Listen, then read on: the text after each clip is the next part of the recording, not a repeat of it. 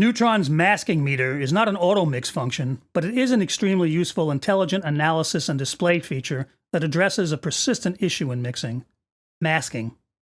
For any mixing novices out there, in this context, masking refers to a situation where strong frequencies in one track in a mix, like booming bass notes or peaky guitar chords, may cover up those same frequencies in another track, another instrument or voice.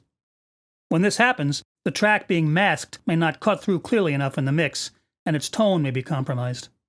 Experienced engineers and mixers spend years training their ears to be able to identify particular frequencies so they can find and address problems like this by focusing in on the offending frequency range in the problem track or in the affected track and applying appropriate EQ to reduce or eliminate any problematic masking effects. But many mixers don't have enough experience to quickly identify and address such problem frequency areas, and even the ones that do may still find it a tedious and time-consuming task that takes their focus and energy away from the more creative aspects of mixing. Enter Neutron's masking meter. This feature will analyze the audio of a track that the user feels is suffering from masking problems, and another track, specified by the user, one that he feels is the likely source of the problem, and present a display that identifies the potential problem areas, the frequencies where any masking is most likely occurring. The mixer can then dial up appropriate EQ adjustments to deal with the problem, and Neutron makes this even more efficient and easy to do as well. Here's how it works. Let's say you have a vocal that seems to be getting overpowered a little by some guitar chords. It's hard to give up the fantasy that you'll be there in my time of need. Now, of course, you could just reduce the overall level of the guitar track, but that might make the part sound too weak from a musical standpoint. So you decide you'd be better off EQing out some of the lower mid-range frequencies that you suspect are causing the masking, but you're not sure exactly which ones they are. Instead of spending a fair bit of time hunting for the best frequencies to EQ by trial and error, Masking Meter can make quick work of solving this mixing problem. First off, you'll need to have Neutron instantiated on both tracks. On the vocal track, the one being masked, go to the EQ module and click on the masking button just above the display. From the pop-up menu to the right, you'll choose the track you suspect of causing the masking issue.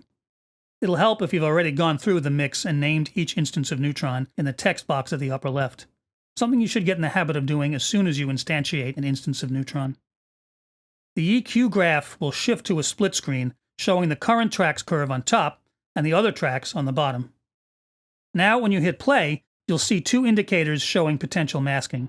It's hard to give up the fantasy. In the graph itself, flashing gray lines show where masking is likely to be happening. In my time of need. The same information is displayed more dramatically in the histogram just above the graph as red bars at any problem frequencies. The higher the bars, the greater the likelihood of masking occurring at those frequencies. In all your deeds. In between the two EQ curves, you'll see a masking sensitivity slider. As you'd expect, this adjusts the sensitivity of the masking display to make it easier to see any masked frequencies. Your best bet is to make only very slight adjustments, where you might overwhelm the display with too much low-level masking detection that isn't really indicative of actual audible masking issues. Once you're confident the masking meter has identified the problem area, or areas, you can then take corrective action. Conveniently, you can do this in either track. The display lets you make the EQ adjustments not only in the track you're on, but also in the other track without having to open that plugin window directly. This is a really terrific convenience, especially on smaller monitors. In this case, the masking meter has identified the main problem in the range between around 200 to 400 Hz. Now, I could either boost those frequencies in the vocal track to overcome the masking effect from the guitar, or cut them in the guitar track. I could also split the difference. If I enable the inverse link button, then boosting in one track will create a corresponding cut in the other, and vice versa. But since boosting that range on a vocal might make the voice sound too chesty, I'll just cut in the guitar track from right here in the masking meter display. In fact, if I want to minimize the effect on the guitar tone throughout the rest of the track, I could set up the cut as a dynamic EQ band in the guitar track EQ. A click on the little triangle below the display will open up the EQ control panel, which will work for the selected band in either track's EQ. I'll select the band in the guitar track EQ, enable dynamic mode, and set the sidechain to control the band dynamically from the appropriate external EQ band.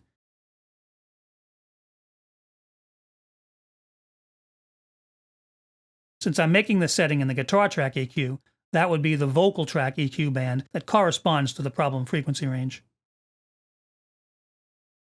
With the correct settings made, the guitar track EQ will now dip the offending frequencies by the amount I've set whenever the vocal sings in that range. It's hard to give up the fantasy that you'll be there in my time of need. But I know that it's a fallacy. The truth is spoken in all your deeds.